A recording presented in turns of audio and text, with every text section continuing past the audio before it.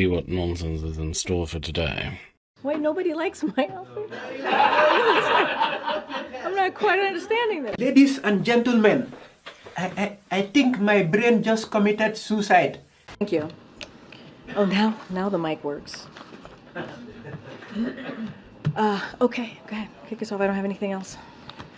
Thanks, Karine. First off, on the rising grain prices that John discussed before, is there any U.S. Alrighty then. Raise inflation concerns here at home? Really, we saw positive trend lines in the last few months, but that could reverse some of that progress. So look, I think you said something that I definitely want to lean into. Is we've seen some positive trend lines over the last 12 months, in particular as it relates to inflation, and how we have seen it ease. We saw that most recently in the CPI numbers that we saw just last Wednesday, and so it's gone down 12 months in a row to 3%, which is the lowest it's been in the last 2 years. And everything that you are seeing with our economy being stronger, wages going up, unemployment going down, staying under 4%, something that we haven't seen in 50 years. Is because of Bidenomics, as you've heard us talk about. It's because of the work that this president has done, and certainly we are leading globally, and as our economies get. Boy, that's funny. As far as the inflation that may be caused because of the grain, I know the Admiral talked about how we've seen some prices go up just today. I don't have a full account of how that's going to certainly affect the positive momentum that we've seen as far as inflation going down, but it's certainly something that we're going to monitor and keep a close eye on.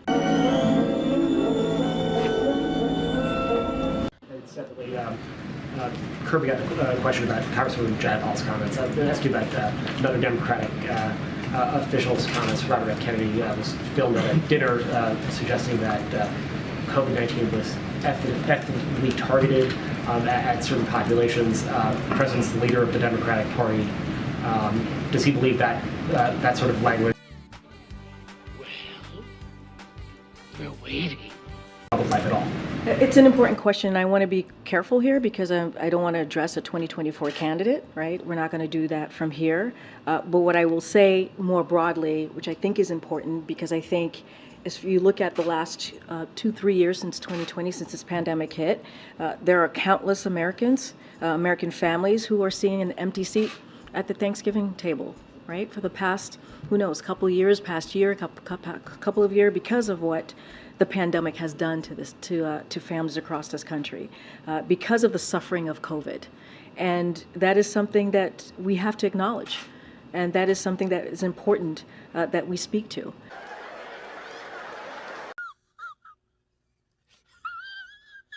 Because if anything, all of us probably have that same, sadly, that same thing in common, that we have lost someone that we loved because of this pandemic. So the claims made on that tape is false. It is vile, and they put our fellow Americans in danger. If you think about the racist and anti-Semitic conspiracy theories that come out of saying, Okay. citizens, our fellow Americans, and so it is important that we essentially speak out when we hear those claims made more broadly. I want to quote something that the American Jewish Committee said, which is the assertion that COVID was genetically engineered to spare Jewish and Chinese people is deeply offensive and incredibly dangerous. Every aspect of these comments reflects some of the most abhorrent anti-Semitic conspiracy theories throughout history and contributes to today's dangerous rise of anti-Semitism. And so this is something that this president and this whole administration is going to stand against when we hear that type of those false claims against Asian Americans, against Jewish Americans. We're going to continue to speak out, and we believe, and this is something that we just heard, it's important to protect the dignity and of our fellow Americans. It's important to respect. Good job. Yeah.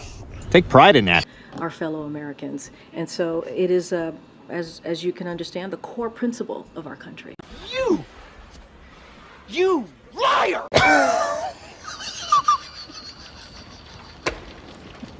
separate issue. On Thursday, the Secret Service closed its investigation into the baggage cocaine that was found in the West Wing.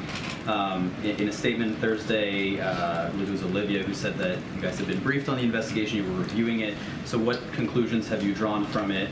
Do you expect Secret Service to make any changes to security protocols as a result?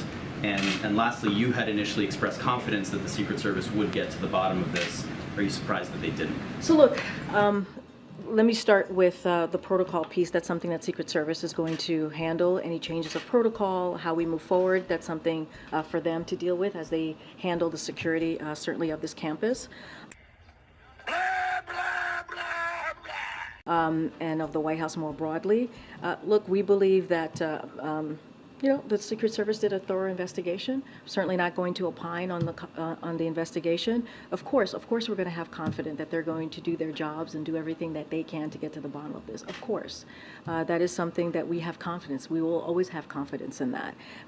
You are a crazy little man. But as you've just stated, we've been briefed on the outcome, and in their public statement, as well as the Secret Service have said, there is hundreds of visitors that traveled through this area where the cocaine was found across that weekend. And so I'm going to leave it to them for any additional information, but certainly not going to opine on the process here, but we believe it was a thorough investigation. Seriously.